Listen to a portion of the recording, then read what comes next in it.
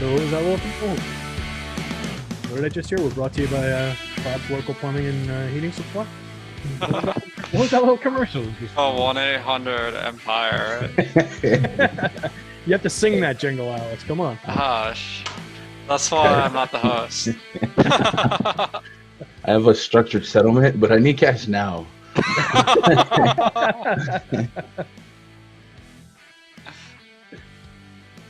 I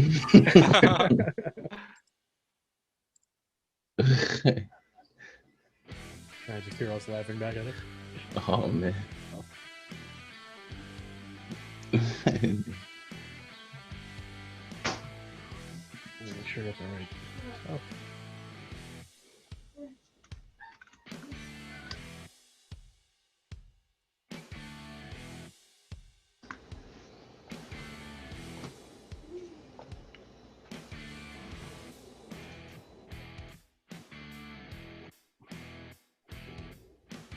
Sounds like a plan.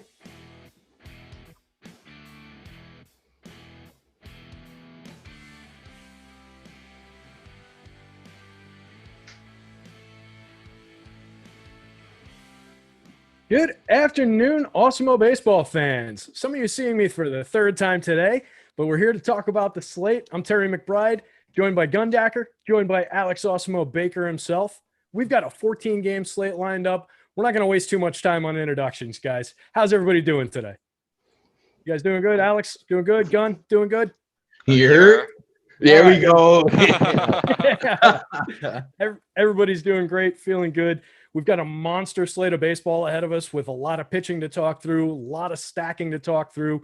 We're not going to go game by game. We did that earlier on the strategy show. You guys can jump back. You know how to find it on YouTube, download it on your favorite podcast network. Jump in there, leave us a 5-star review on any of our podcasts. That's going to make you eligible to win a free week of Awesemo once a week for up to a year if you leave us a 5-star review on our podcasts. We need your guys' support. We appreciate all the support you've given us so far with all the thumbs up that you're giving us on this video right now, liking, subscribing, all those different things. But get in there on the podcast networks as well. Really, really helps us out. And you guys get all our great content in a nice, easily digestible form. We're brought to you today by No House Advantage. They are a fantastic site for all your DFS needs. My promo read just went away completely, but we love No House. And we are going to read the full promo for them a little bit later on in the show when I get this back in front of me. I don't exactly know what happened to my computer screen there. Bear with me just 1 second as I reset all of this, and we'll get into talking about this slate. But guys, get your action over on No House Advantage when you're looking for a new DFS site. It's small. They're building up their audience right now. They're using overlay as a tool to get people there. So there's a lot of advantages to play, and we have all the tools that you need to dominate the competition because nobody else is providing projections for No House Advantage. Get your action on No House Advantage. Again, we'll read the full promo if I can get it back. Guys, talking about the slate, I don't know what happened to that word doc. Bear with me. Bad time for this thing to crash. All right, talking about the slate, if I can actually get to see anything. On the top pitchers tool, we've got a couple standout aces on this one, and then we've got a pretty nice block of mid-range pitchers, I'll call them. Some of them are priced appropriately for SP2 use on DK. Some of them are a little high. Some of them are shockingly low priced. Alex, out of the top-end starters, does somebody really leap off the board for you as a DK SP2 option, and why? Yeah, I mean, Andrew Heaney tonight, I honestly think he should be the highest owned guy on today's slate. There's just too many things going in his favor. He's, first of all, he's a great strikeout pitcher. I have him at 29% Ks, and then he's facing Seattle. They are definitely one of the weaker lineups in the MLB. So they only have a team total of 3.7. They strike out more than average with their projected lineup, and Heaney is just insanely cheap on DraftKings at 6,800. So I honestly I think this might be like a slate breaking price where it's just way too low. I don't know. Gun, what do you think of Heaney's price on DraftKings? Yeah, Heaney definitely has better metrics than that price point. I feel like that's always the case with Heaney. Seems like him you say Kikuchi, guys like that never get a crazy price or really get above that 8-9K. So I definitely think there's some value in rostering him against a weaker opponent. Mid tier, I usually like to stay at the top as much as possible, but there's a couple guys in the mid tier like a Heaney, like maybe a Pineda here and there. And then I don't hate the thought of Lance McCullers, but it is a very stressful event to roster him. But the Rays overall just really have not hit with a lot of power, and they've been striking out 1-in-4 to 1-in-5 on the season against righty. So it can get creative in the mid tier, but Heaney's definitely the standout. Yeah, Haney was definitely the guy I had in mind when I asked the question. I agree. I think that's just a broken price on DK at 6,800.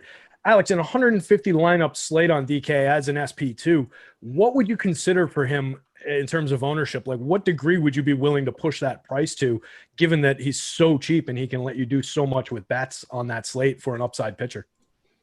Yeah, honestly, like, I'm not going to really think twice about it because it's like with pitchers, the scores are pretty normally distributed. So I have him at 21 fantasy points. That means half the time he'll score more than 21, which is probably going to be enough at 6,800 to win the slate. So that's almost like a free square, and I'll just get different elsewhere. Gun, you seeing that kind of the same way in terms of how much you're rostering him, or are you a little bit more risk averse in terms of basically locking and loading with a pitcher as an SP2? No, I'm with that. Lock button's a little tough to do on this size slate, but I tend to keep my pitching pool tight to almost a fault. Like last night, I only ran 3 pitchers, and tonight I'll probably land on 4 or 5 total. Obviously, the high end guys, but he'll definitely be my highest owned pitcher just based on price and the need to roster 2 of them. So talk to me, Gun, about the high-end pitchers. We've got 3 of them on the slate, in my opinion. I mean, we've got a number of high-end arms, but we've got 3 true aces on the slate. And when I say that, I'm thinking of Garrett Cole, I'm thinking of Shane Bieber, and I'm thinking of Yu Darvish. Out of those 3, what order would you rank them in and why? I probably want to look at quality of opponent. Yankees, I mean, Tigers are probably the worst opponent out of all those 3 matchups. The caveat with some of these guys, including Garrett Cole, is we're dealing with a lot of wind today. And especially when the wind's blowing towards the short porch, you really hate to see some, flyouts end up as homers skipping the wall. But matchup-wise, I think Garrett Cole has the best matchup. Shane Bieber, we've actually seen this spot earlier this season. The White Sox feel like a tough spot, but Bieber went and dropped a 40 bomb on him. So he's one of those matchup proof guys. I don't mind going his way for a little better of a park boost and the temperature in the 40s. So maybe because of that, Bieber, I don't know, if you factor environmental factors with a high weight, maybe Bieber beats Garrett Cole, but I got Garrett Cole just for quality of opponent, and then Bieber too, and then probably you Darvish, just because I had to see this Giants lineup, but the Giants lineup can be pretty pesky in terms of strikeout hunting.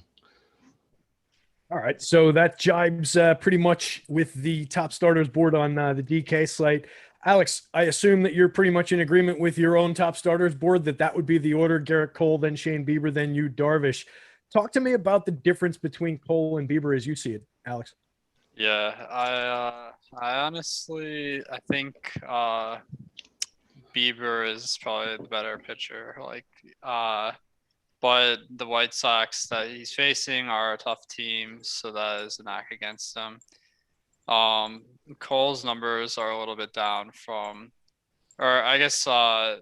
last year Cole had kind of an off year, so I'm not fully buying into him living up to this 42% strikeout rate he's sporting this year over 31 innings. So that is insane, but I was looking at some of the swinging strike numbers, and they don't look a ton different from last year.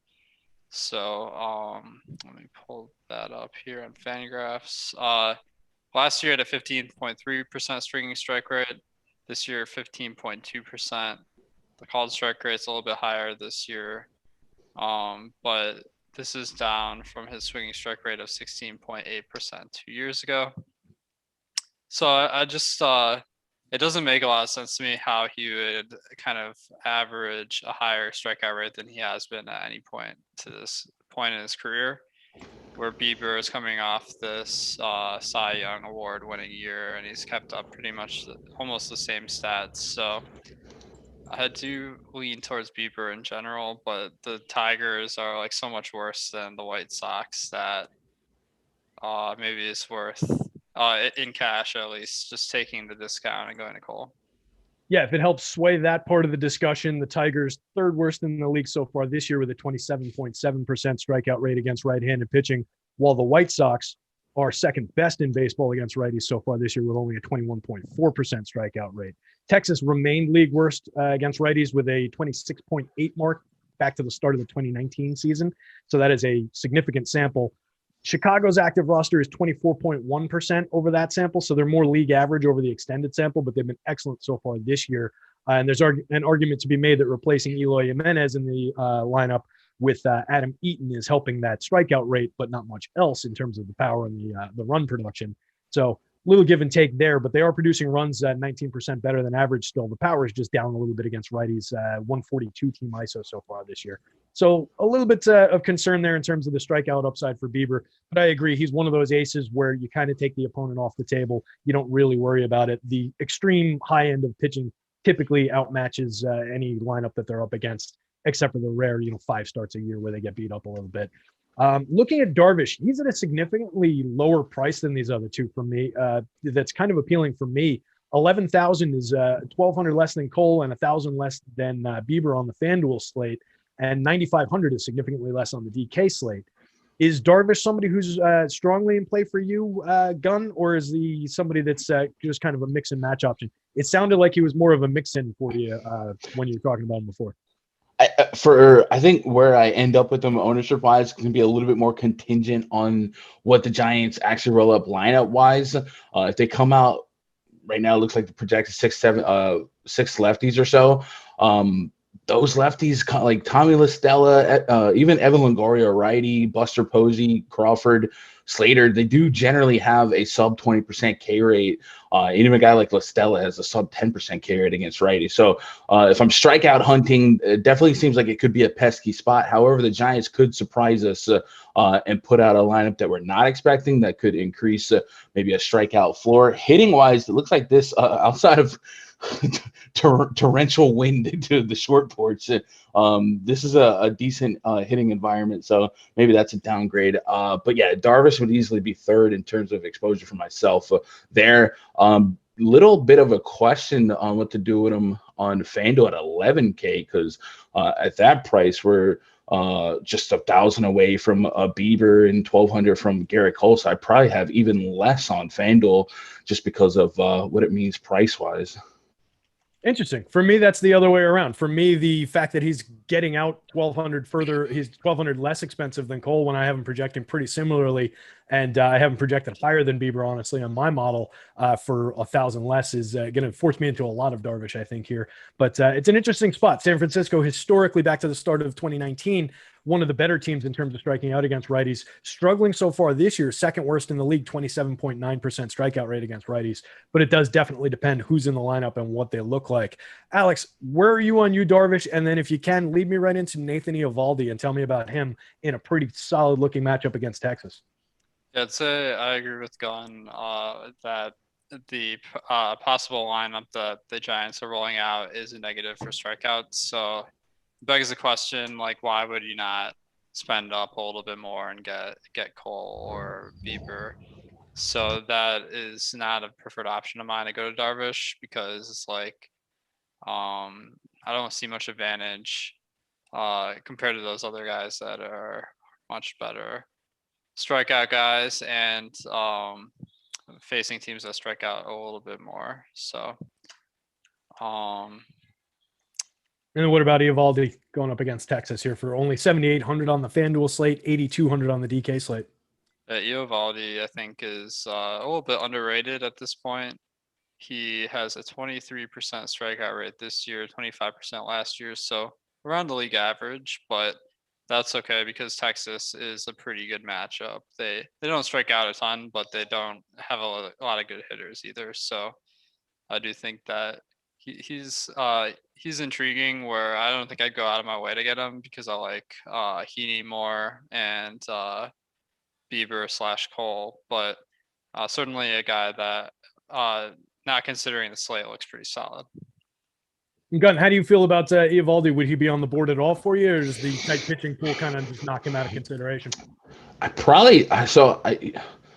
on a 4-game slate, I fully avoided Martin Perez yesterday with his like 6% swinging strike rate. And he ended up being probably the best points per dollar and almost raw points pitcher on the slate because of the Rangers. So Rangers have a knack for surprising me with like I got Gallo, Nate Lowe, and Adolis Garcia at almost a collective 30% K rate, if not more, against righties. David Dahl's 1-4. So maybe there's more strikeouts in the heart of that lineup that I should take a deeper look at Eovaldi. But I just feel like I'm going to end up a little bit more on the Heaney side and keep it tight.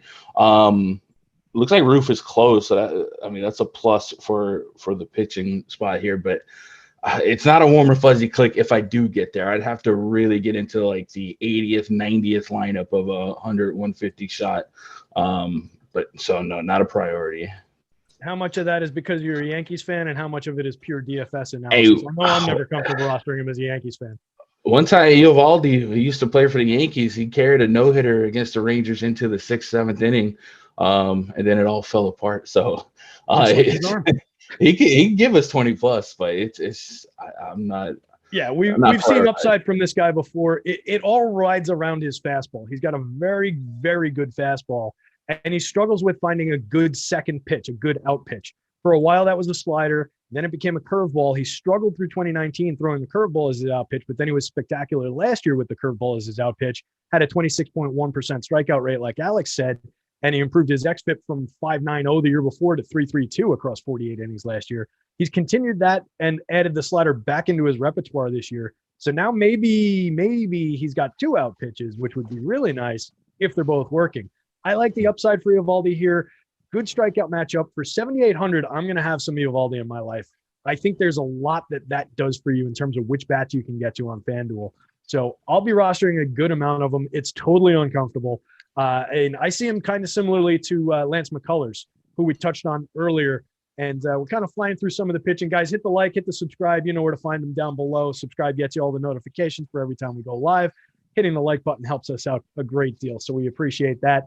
Alex, talk to me about Lance McCullers, and then another guy that I've got in that general range on the slate is Drew Smyly. And I'm really concerned about that one because I do not believe that it's an appropriate projection for the minor league ballpark that they're playing in. We've seen balls just flying out of there in Toronto's Florida home. 6,300 is appealing, as is the projection, but I just don't trust the ballpark. I don't trust my projection because of that ballpark. Talk to me about McCullers and Smyly, Alex. Yeah, somehow Smyly, at the last year, he only played in 7 games, but he had a 37% strikeout rate, which it was like kind of what we saw from Alex Cobb early in the year, where it's like, where did this come out of, right? But so far this year, he's been down to 24%, kind of closer to what we're used to. Over 15 innings. So the matchup versus Toronto, they have a good lineup in a bad park. So I'm not feeling particularly confident in Smyly today. Although the price was 6,300 on FanDuel, maybe worth a shot. Mine's McCullers. I think. Okay, so he's got matchup versus Tampa. They're pretty good for striking guys out, but have a little bit of pop too. So probably pretty neutral. He's been a 25% K guy so far this year. So about average, but the price on FanDuel is 7,400 is well below average. So I think all in all, a pretty good price for him. And then, Gunn, what do you see on? I assume you're probably with us on Smyly in terms of not loving the spot in that ballpark. And I think you mentioned McCullers before. You getting any McCullers against Tampa Bay here? If I had a 1v1 to 2, I'd go with McCullers just because of the park. I might just never throw a pitcher in Dunedin at all. Like this park is you guys saw Max Scherzer got ripped apart, and this is a high humidity spot. It's right by the ocean, and it's a literal minor league stadium. I've seen like high school stadiums that look like this one, so I just don't think I'm gonna use big league. If I can help it on a 14 game, I'm probably not going to pitch in this park. So I probably am going to stay away from Smiley. And then, McCullers is somebody that like he was on the radar, kind of there with Eovaldi. I have to see how down bad I am when it comes to assigning ownership. So far, his Sierra and his XFIP trending poorly, well over 4.41 on the Sierra, 4.56 on the XFIP, and the swing and strike rate is looks a recent career low at 10.6% and a higher walk rate. So that's a recipe for disaster. And when he does, when hitters do make contact, he's a ground ball pitcher, nearly 60% to both sides of the plate.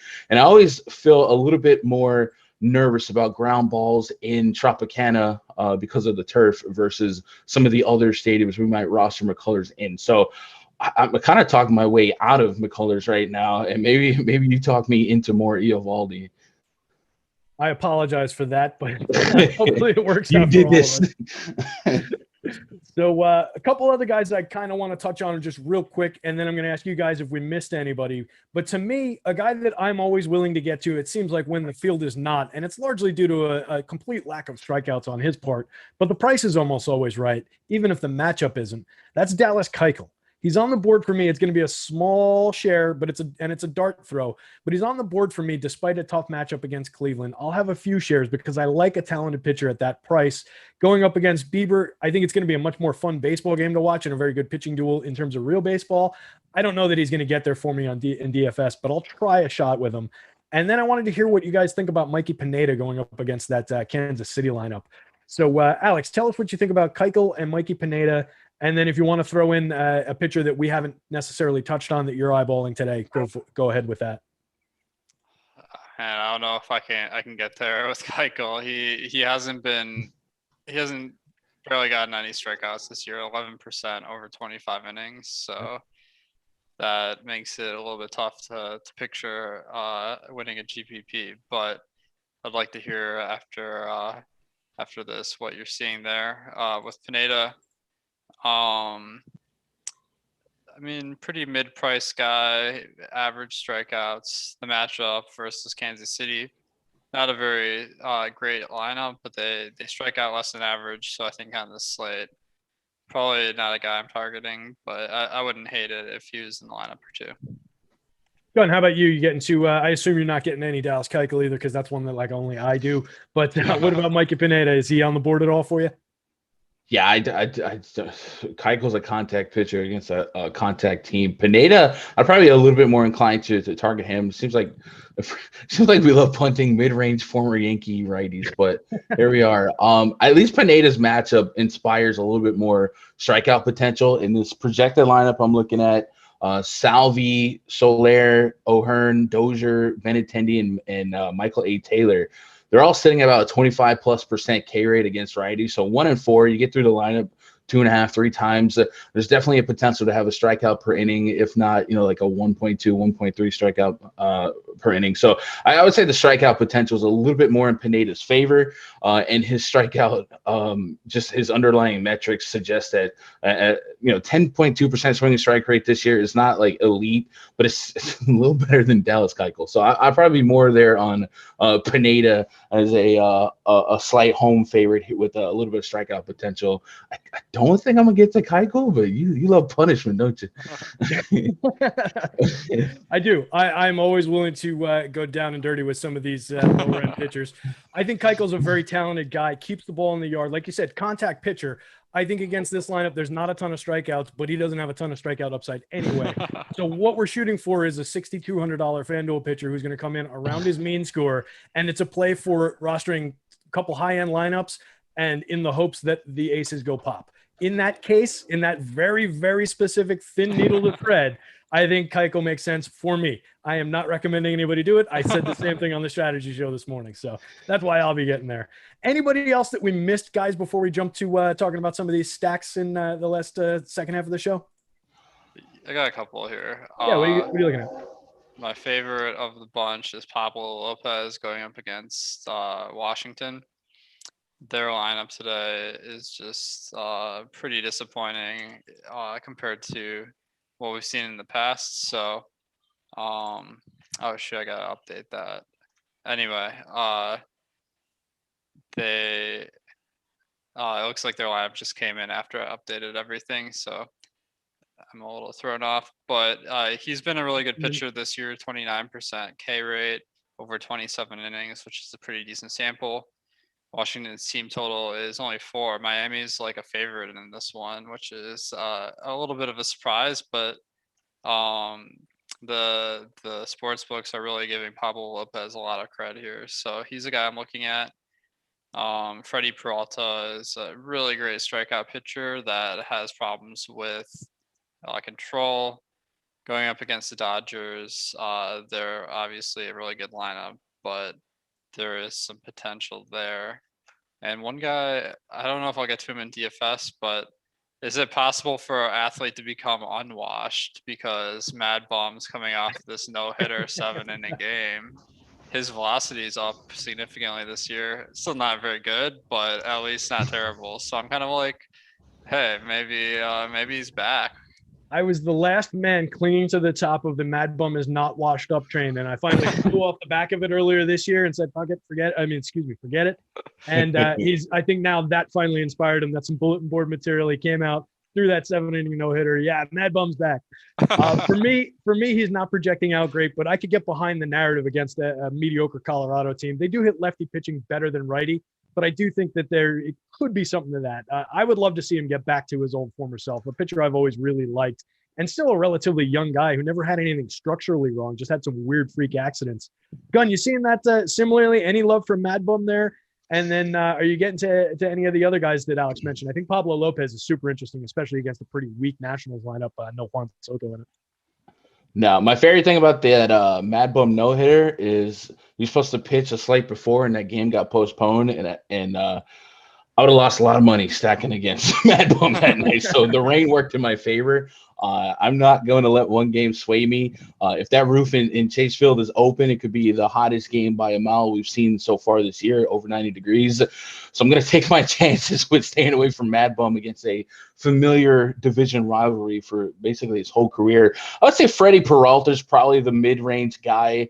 If I'm going to gamble on some pitchers getting there, I at least want like talented pitchers. And we know Peralta at least has the strikeout potential. The Dodgers nearly got blanked yesterday. I think they ended up with a run. But it's, it's unstoppable force, immovable object. They do bleed red here and there. So I could probably get to a little Freddie Peralta exposure, but that's just gambling on his strikeout upside. I'm not really going to get too creative elsewhere. Yeah, Peralta's interesting. I think I said it this way on the strategy show this morning. And to me, I plan on winning money sometime this year with Freddie Peralta. I just don't think this is the spot. It's a tough Dodgers lineup. They're around middle of the league in terms of strikeout rate. Actually, 10th in the league, excuse me. And they're 22% above average creating runs against right-handed pitching so far this year. One of the better league team ISOs in the league at 180, which is low, but power's just down in general across the league. Only 2 teams over 200 ISO against right-handed pitching this year so far. So I just think it's too tough a spot, but I do agree. Freddie Peralta, dynamic arm, gonna see a ton of strikeouts out of the guy, gonna win some money with him this year, but probably not tonight. Guys, if you're looking for a new place to play, let's talk about No House Advantage a little bit. I finally got the promo read back. Look at that. No House is taking a different spin on daily fantasy sports, like we said earlier today. The way they're doing that is by offering player prop contests. So it's not your traditional type of DFS contest. It's player prop based for NBA, MLB, NFL, PGA, all for cash prizes like you're used to. Exclusively peer-to-peer fantasy sports platform. It levels the playing field, makes it easy for you to win real cash as compared to your Fanduels, your Draftkings, your big sites of the world where you're competing against a couple 100,000 people in these tournaments trying to win. Smaller contests, better fields. You get over 500 player prop offerings. No House is the largest provider of player props in the industry. The best part is you can download the No House Advantage app today And if you use the promo code Awesemo, you receive a $20 bonus on your first deposit when you sign up. Beat your friends, not the house. Win big with player props today.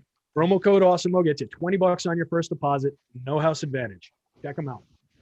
Guys, let's move on to the top stacks conversation. I think we got some good ones here. There's a couple clunky pitchers, a couple really good-looking spots for offense. For me, when I put the power index together for my article today, which is based on my home run model, the two New York teams sprung to the top, getting a lot of home run indicators for both the Yankees and the Mets.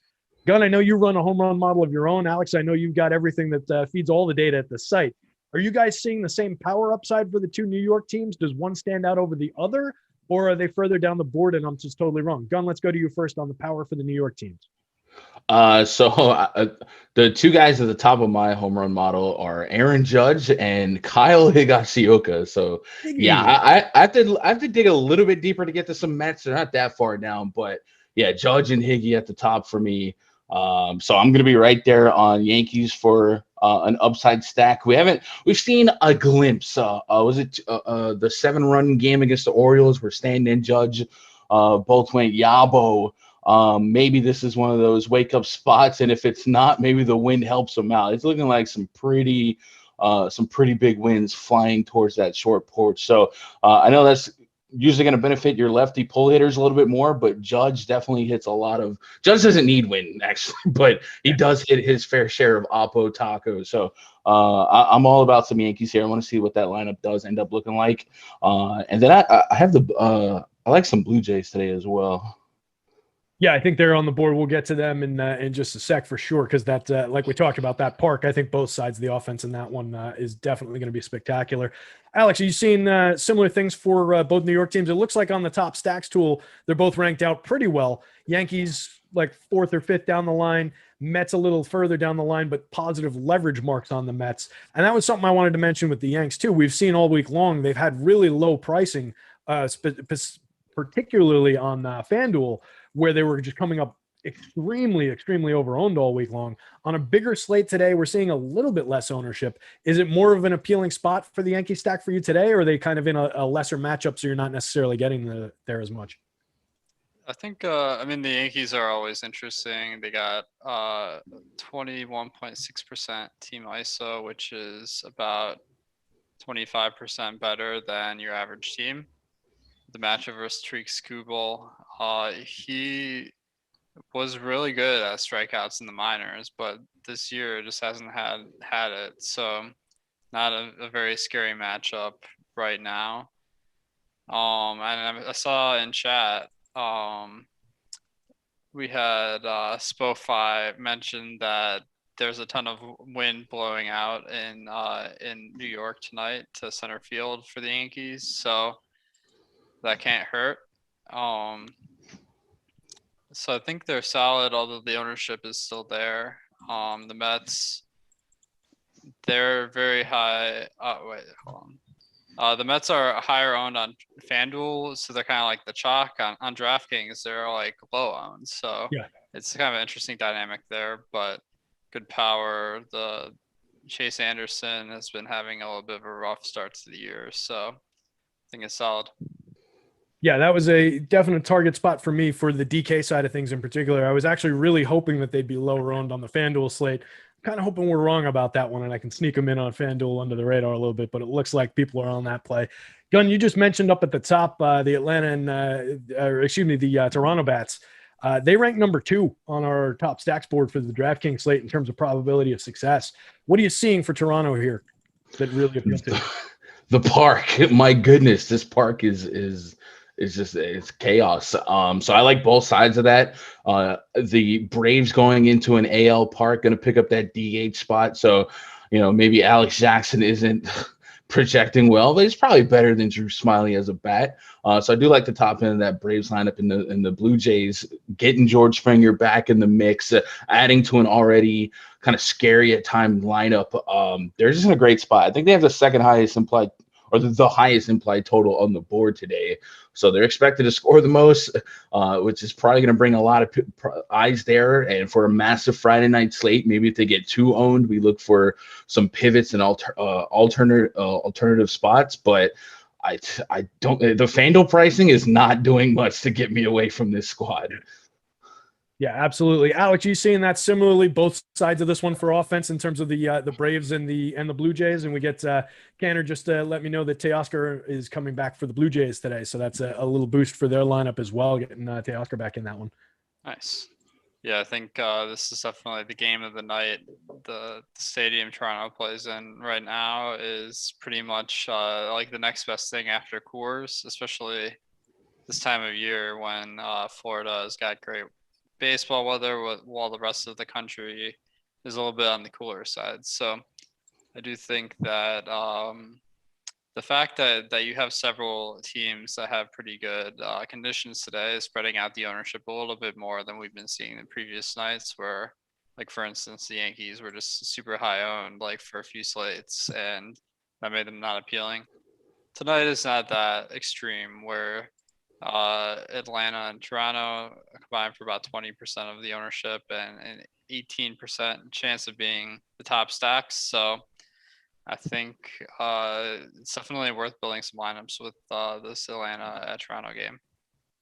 Yeah, and it's they're in an interesting spot. You know, both teams near the top of the board here on both sites, getting some attention. But I think it's kind of warranted playing in what's probably going to be Coors Field East for most of the year. Particularly, Gunn, you mentioned that it's a high humidity spot. We haven't even gotten to the warm part of the season, even in Florida yet. So this is probably going to spike even further as we get through this year. So this is going to be one to watch.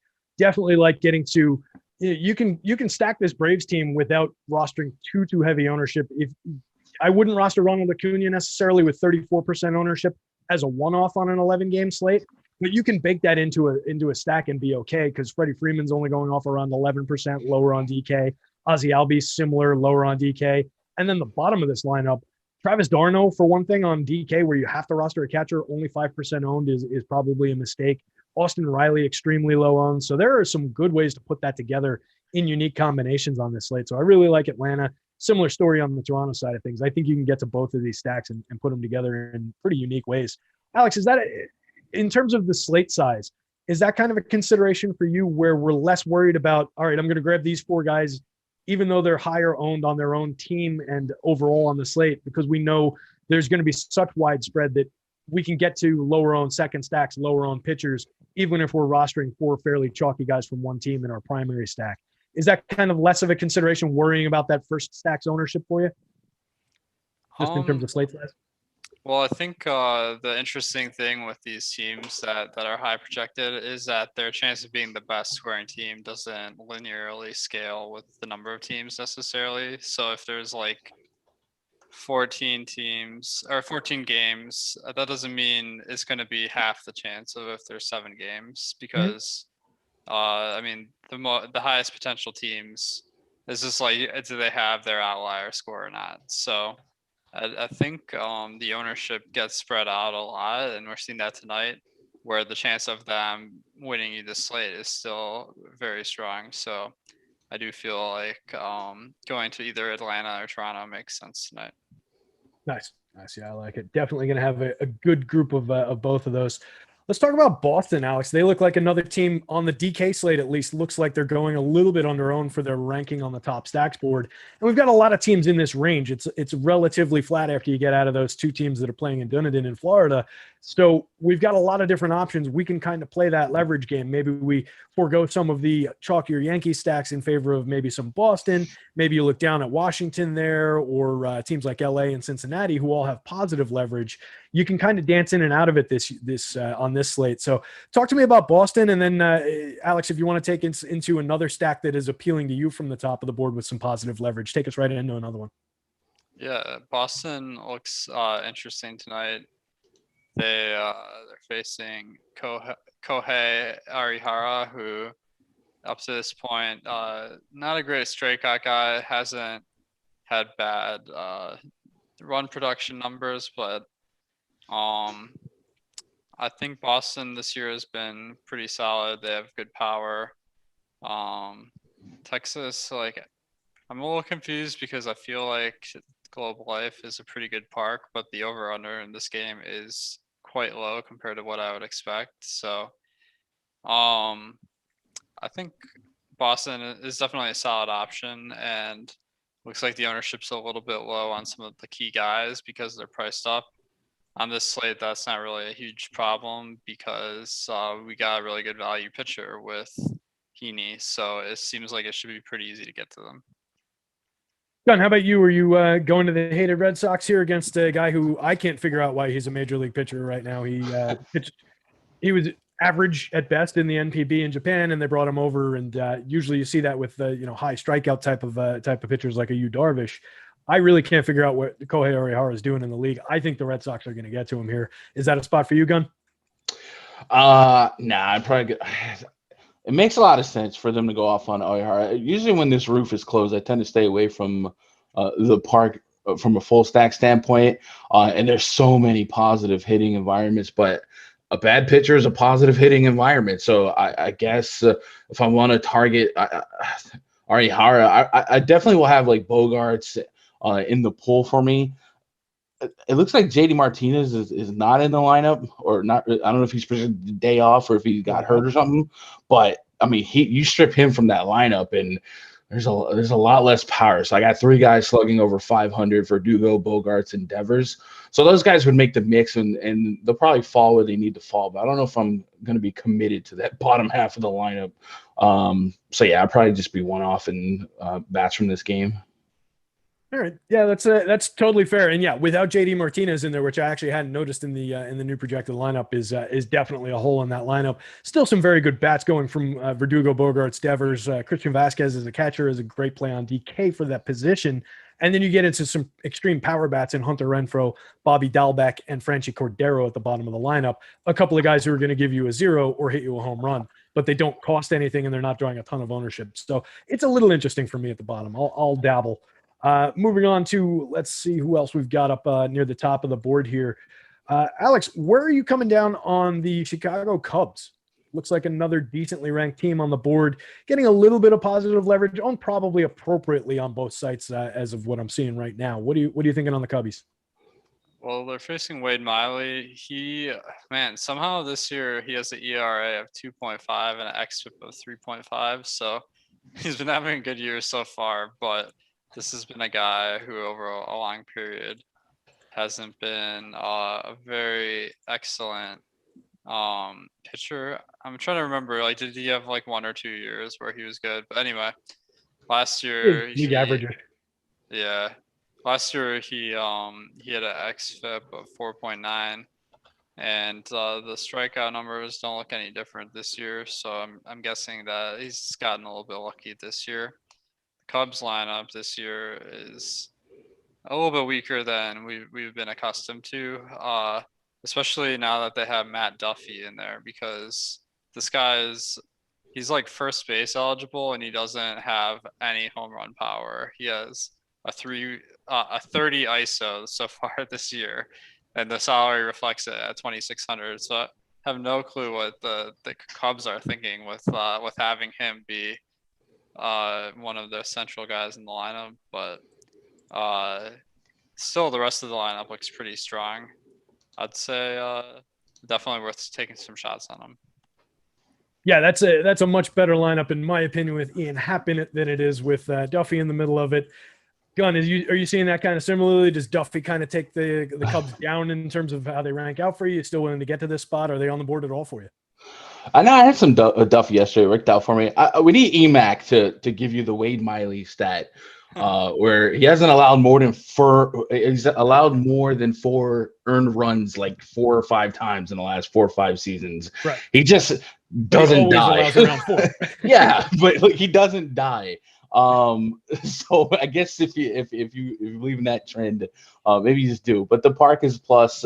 And he's going to allow the ball to be put in play. If you get the 2-hole Wilson Contreras in a Great American Ballpark, I like that from the catcher spot. I don't hate Duffy. I'm fine with Bryant, Javi Baez. Let's see what that lineup looks like. Like I said, I played Duffy last night, and he was dual position eligible, and he ended up in some of my top lineups, and he was serviceable. So I wouldn't let that deter me. So I can get to some Cubs. Yeah, it's just the projected is odd, and the one they ran out. I love the idea of Rizzo hitting leadoff there, and that's an interesting spot. But having Duffy hitting third to me, you could move Jason Hayward into that spot and have a better hitter hitting third. I would do that if I were the Cubs. It'll be interesting to see. I think they're going to roll out a similar lineup to what we saw last night, but I'd like to see Duffy hitting lower and a better hitter in that spot for at least for a power bat and get somebody decent in the third spot there. But I'll have some Cub stacks here. I like the Reds a lot on the other side of this one as well. A lot of lefty power. Jake Arrieta gives up lefty power. This is not the Jake Arrieta from several seasons ago. Hasn't been that guy. 18.5% strikeout rate in 2019, 16.8 in a small sample last year, 22.2% up this year a little bit in 28 innings, but a 4.62 xFIP, 118 whip is fine. But I just think he's a targetable pitcher at this point in his career. And these Reds bats are one that I like getting to, and they've been performing so far this year. Gunny, you get into some Reds? Yeah, so far this year, Great American Ballpark has played as the second best park for homers. This Reds offense at home has been pretty doggone solid.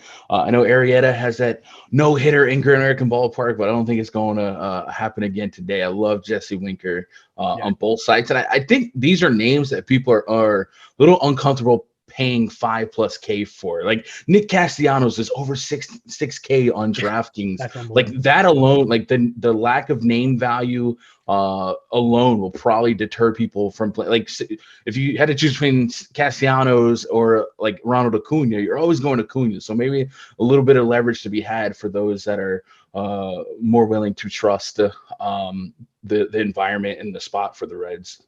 Yeah, at that price, you're almost choosing between Nick Castellanos and Andrew Heaney as a pitcher. That's a ridiculous price for Castellanos, who has been excellent so far this season.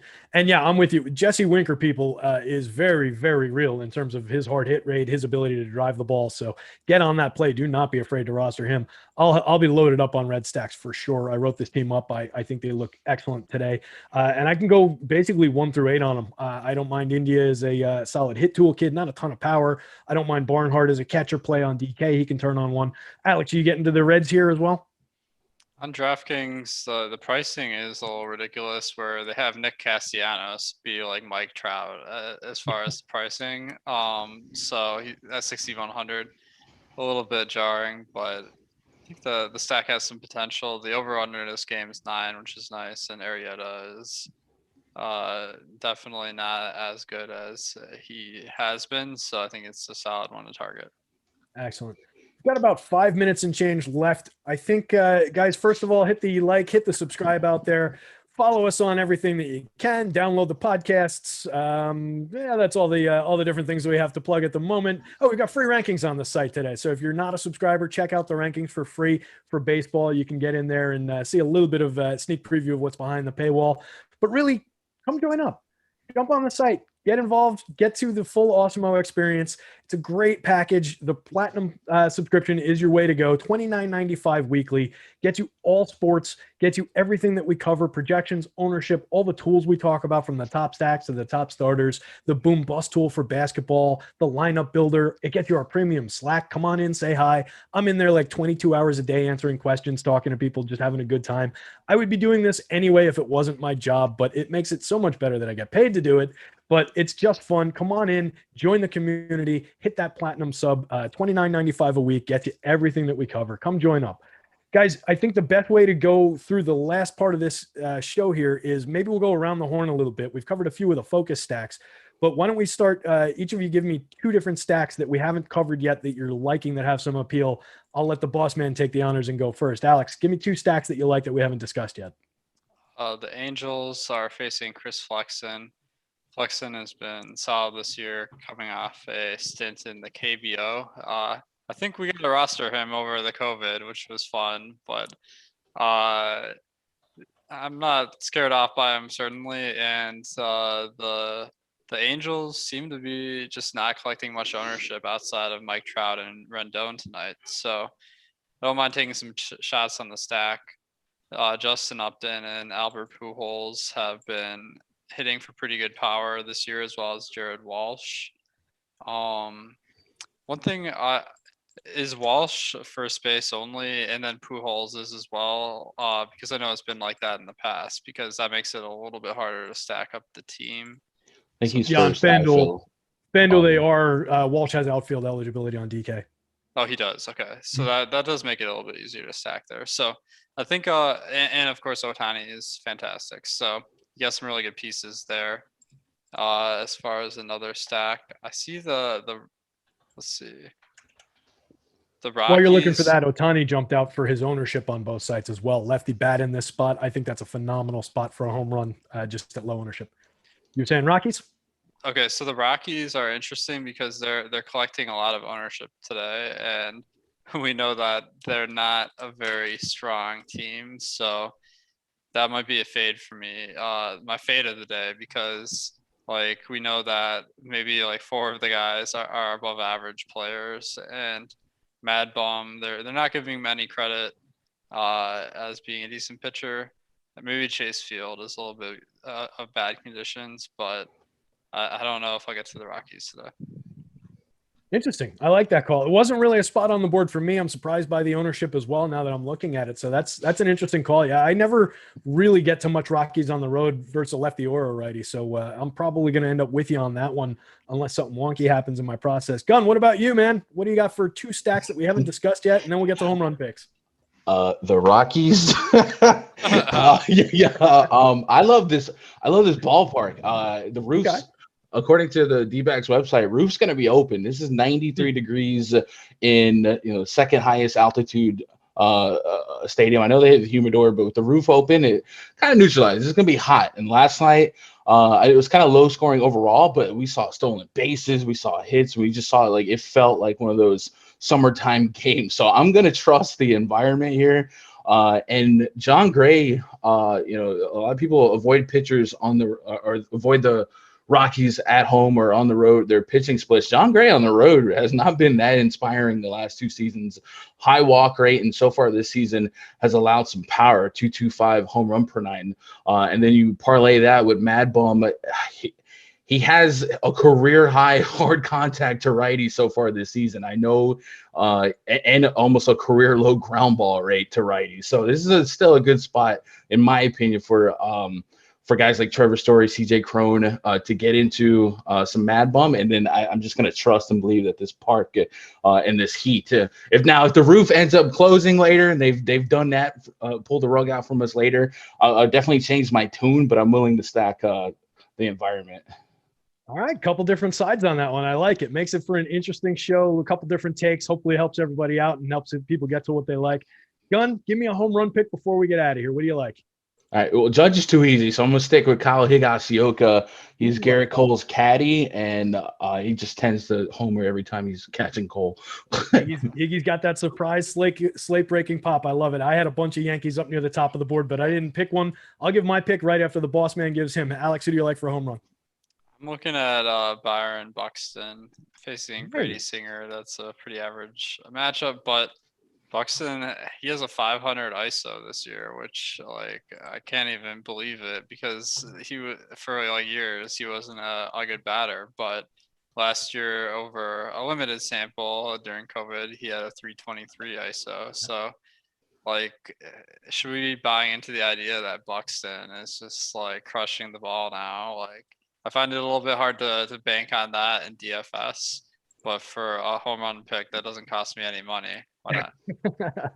I like it. And I like Buxton, actually, post-hype prospect, guy who came into the league with, Mike Trout type hype. So, I mean, the bat is real. It just took a really long time to get here. So we can maybe believe in that. For my home run pick, I'm going to go for a guy with the opposite end of the spectrum. You guys both took lesser names. I'm going to take a star who is struggling, Francisco Lindor. I'm going to take him despite his 0.058 ISO so far this season, his 203, 317, 261 slash, and the fact that he's only hit 1 home run so far. I love the matchup against Chase Anderson in Philly. Give me Frankie Lindor to hit a home run. With that, guys, hit the like, hit the subscribe. Make sure you jump over, catch the NBA shows that are coming right up after us. We're out of here. We appreciate you guys hanging out with us.